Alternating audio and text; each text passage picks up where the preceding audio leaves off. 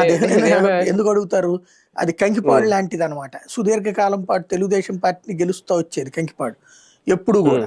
పాప ఆయన మీద ఎప్పుడు ఆ నాగేశ్వరరావు ఆయన ఓడిపోతూనే ఉండేవాడు, ఎలమంచిల నాగేశ్వరరావు.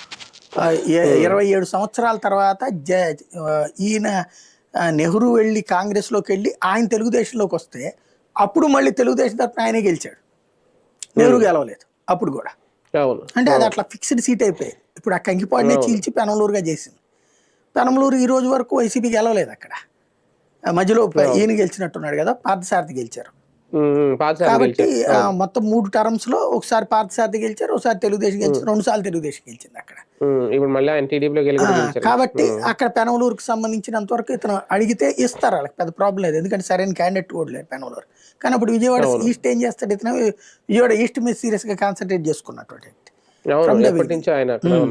అయితే గద్దె రామ్మోహన్ కాబట్టి టైమ్స్ ఉంటాయి ఒక్కొక్కటి ఒక్కొక్కసారి, అది చూడాలి ఏంటనేది. కోటి సంతకాల సేకరణ విషయంలో కూటమి ప్రభుత్వం భయపడుతుందా, అందుకే డైవర్షన్ పాలిటిక్స్? ఖచ్చితంగా. అంటే పబ్లిక్ ప్రైవేట్ పార్టిసిపేషన్ గురించి నిన్న కూడా ఉపన్యాసాలు ఇచ్చారు చంద్రబాబు గారు, అది ప్రభుత్వ ఆజిమాయిషీనే అని.